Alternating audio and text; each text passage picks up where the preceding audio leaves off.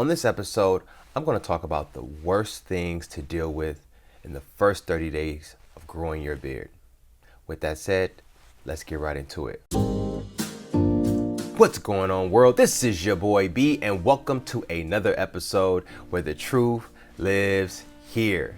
And on this episode, I'm going to talk to you guys about some of the worst things you can be dealing with in the first 30 days of growing your beard. Now, some of you may know, and some of you may not know, that 30 days ago, I cut my beard off. And the reason why I cut my beard off, because I wanted to walk with you guys on this journey, show you a day-to-day, a week-to-week journey on what it takes to grow the best version of your beard. Now, I'm super ecstatic, and it's been an exciting journey thus far, and I've gotten great results from you guys and great stories. But there's a couple things that I'm finding that pretty much a trend that's going on in the first 30 days. And there are a couple things that I'm going to share here with you.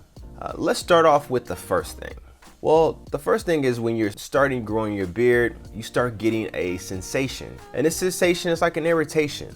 In fact, it is irritation. And so that can be quite uncomfortable for someone, especially if this is your first time growing your beard.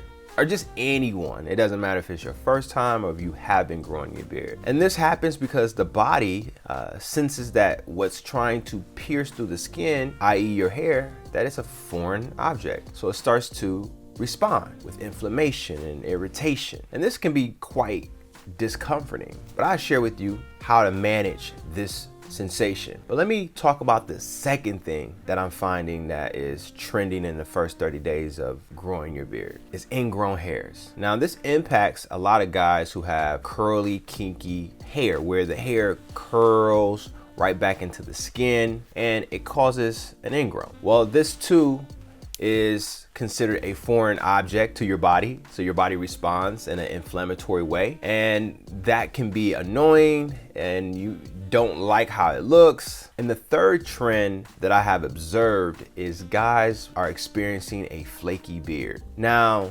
with a flaky beard, that is caused by dryness. The skin is dry, so the skin is flaking. And when you're walking down the street, or you're at the office, or you are just dealing with people on an everyday basis, and even looking at yourself in the mirror, that's not something you want to be experiencing. That's not something you want to deal with, because the entire time you're thinking, is this person looking at my flakes? Or is this person looking at me?